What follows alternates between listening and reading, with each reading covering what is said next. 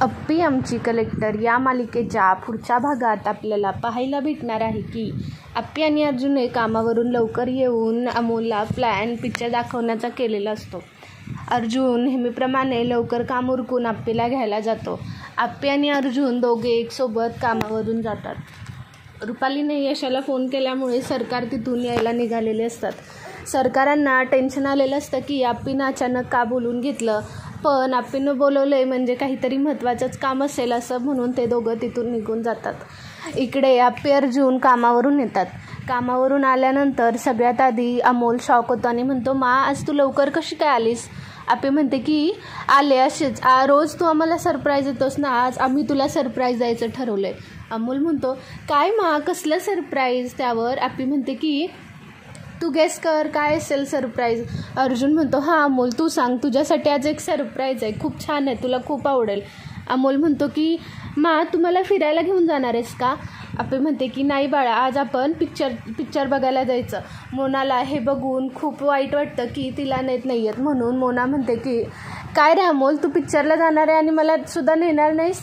अप्पी म्हणते की अगं मोना काळजी करू नको, इथे मी घरातल्या सगळ्यांची पिक्चरची तिकीटं काढलेली आहेत, सगळ्यांनी उरका लवकर आणि जाऊया.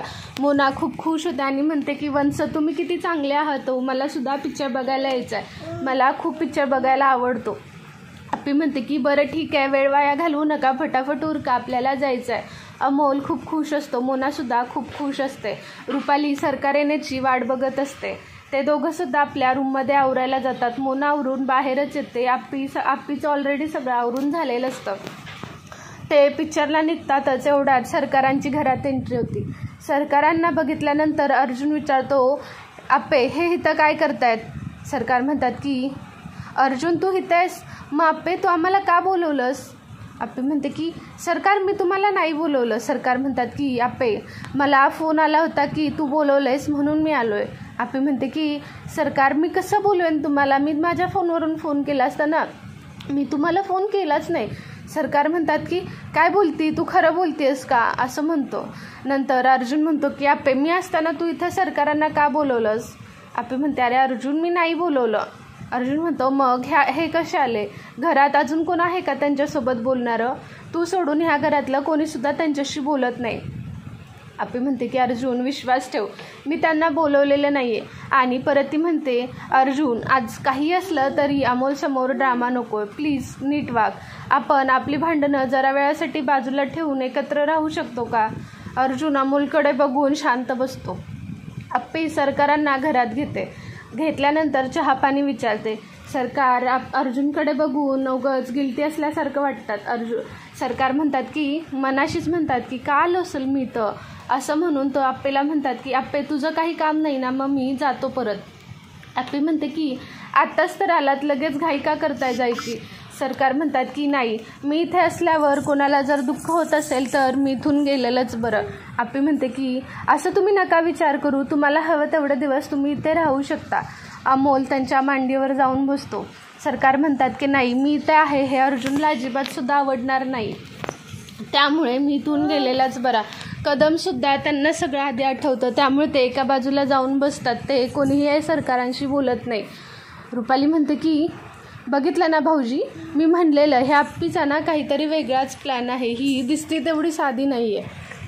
अर्जुन म्हणतो की रुपाली वहिनी अमोलसमोर हा तमाशा नको आहे म्हणून मी शांत बसलो आहे आणि मी अपेक्षा करतोय की तुम्हीसुद्धा शांत बसाल, या लहान पोरासमोर कसलंसुद्धा घरातलं भांडण नको आहे, म्हणून रुपाली शांत बसते.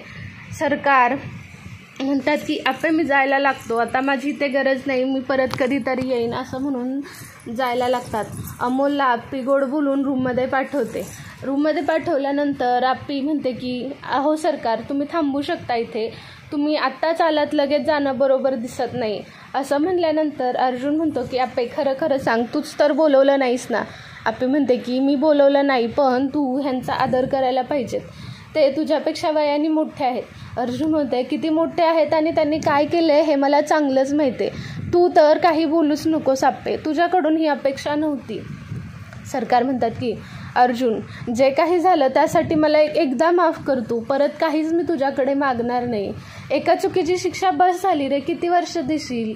अर्जुन म्हणतो की तुम्ही माझ्या आईला जी जे केलं त्यामुळे तर मी आयुष्यभर आईपासून वंचितच राहिलो ना. तेव्हा तुम्ही विचार केला नाही की आईशिवाय हे पोरगं कसं जगेल. आणि मी फक्त 7 ते 8 वर्षे तुमच्याशी व्यवस्थित नाही बोललो, भेटलो नाही, तर तुम्हाला एवढा त्रास होतोय. तुम्ही कधी माझ्या जागेवर तुम्हाला ठेवून विचार केला आहात का? सरकार म्हणतात की अर्जुन, खरंच मला त्या गोष्टीसाठी खूप वाईट वाटतं, पण आता वेळ निघून गेली आहे, मी काही करू पण शकत नाही. जर माझ्या हातात असतं तर मी माझा जीव देऊन आत्ता तुझ्या आईला जिवंत केलं असतं, पण यावेळेस प्लीज मला माफ कर, असं नको करूस, मला सगळ्या फॅमिलीसोबत राहायचं आहे. अर्जुन म्हणतो की हा सगळ्याचा विचार तुम्ही आधी करायला हवा होता. तुमचा गर्व आणि तुमचा इगो सगळा तुम्हाला आडवा आला. काय भेटलं तुमच्या हातात लास्टला? ना तुमचं पोरगं तुमच्यासोबत आहे, ना तुमचं घर, ना कुटुंब, आपलं भिकाऱ्यासारखं इकडून तिकडून राहत आहे. त्यावर सरकार म्हणतात की अर्जुन, हेच तर माझ्या कर्माची फळं आहेत. आप्पी म्हणते की अर्जुन काय बोलतोयस तू? तुला कळतंय का ते किती मोठे आहेत? त्यांनी तुला लहानाचं मोठं केलं आणि तू त्यांच्याशी अशा भाषेत बोलू शकत नाही. अर्जुन म्हणतो की आप्पे तू तर शांतच बस, मला कोणाशी काय बोलायचं हे नक्कीच कळतं, तू मला सांगायची गरज नाहीस. त्यावर आप्पी म्हणते की अर्जुन काही झाले तरी आपण मोठ्यांचा मान ठेवायलाच पाहिजे. त्यावर अर्जुन म्हणतो की मोठेसुद्धा त्या लायकीचे पाहिजेत की त्यांचा मान ठेवला जाईल. सरकार म्हणतात की आप्पे तू त्याला थांबवू नकोस, आज काय त्याच्या मनात आहे ते सगळं होऊनच जाऊ दे. जोपर्यंत त्याच्या मनातला राग निघत नाही तोपर्यंत तो मला माफसुद्धा करणार नाही. अर्जुन म्हणतो की तुम्ही अशी अपेक्षाच ठेवू नका की मी तुम्हाला माफ करेन. आपला संबंध 7 वर्षापूर्वीच तुटलाय आणि तो इथून पुढे कधीसुद्धा परत जोडू शकत नाही, हे तुम्ही लक्षात ठेवा. आणि माझ्या मुलापासून सुद्धा लांब राहा, माझ्या मुलावर तुमची सावलीसुद्धा पडलेली नाही पाहिजे. त्यानंतर आप्पी म्हणते की अर्जुन बास, किती वेळ झालं मी तुझं ऐकून घेतेय, समोरचा माणूस ऐकून घेतोय तर तू त्याला काहीही ऐकवशील का? रुपाली म्हणते की अपर्णा तू अर्जुन भाऊजींच्या आणि सरकारांच्या मध्ये न पडलेलीच बरं. 7 वर्षापूर्वी पडलीस आणि त्याचा अजूनसुद्धा परिणाम तू भोगतीयस. तू अर्जुन भाऊजींना गमावलंस. आता तुझी परत एकदा इच्छा आहे का अर्जुन भाऊजींनी तुझ्यापासून लांब जावं? आता कमीत कमी अमोलसाठी तरी एकत्र राहताय, पण आता जर मध्ये पडलीस ना तर अर्जुन भाऊजी अमोलपासून पण लांब जातील. तू विचार करून बोल. असं चांगलीच ठिणगी पेटवून दिल्यानंतर अर्जुनला अजूनच राग येतो आणि म्हणतो की आप्पे इथून पुढं तू माझ्या आणि सरकारांच्या मध्ये अजिबात सुद्धा पडायचं नाहीस. त्यानंतर आप्पी म्हणते की हे सगळं माझ्यामुळे झालं ना, किती दिवस एका चुकीची शिक्षा देणार आहे? तू कधी चुका केल्या नाहीत का? तू चुका केल्या तर सगळ्यांनी तुला माफ करायचं. आम्ही चुका केल्या की तू खूप मोठा, तू कुणाला माफ करू शकत नाही. हा कुठला न्याय आहे अर्जुन? असं म्हणत असते. सरकार माफी मागून डोळ्यात पाणी येतात तरीसुद्धा अर्जुन काही ऐकत नाही. अर्जुन म्हणतो की कदम, रुपाली वहिनी आपल्या बॅगा भरा, आपल्याला इथून जायचं आहे, असं म्हणून तो रूममध्ये निघून जाते. आप्पी मनाशीच म्हणते की ह्या अर्जुनला मी कुठल्या भाषेत समजू, मला खरंच कळत नाही आहे. नियती मला नक्कीच काहीतरी मार्ग दाखव, असं ती मनाशीच म्हणत असते.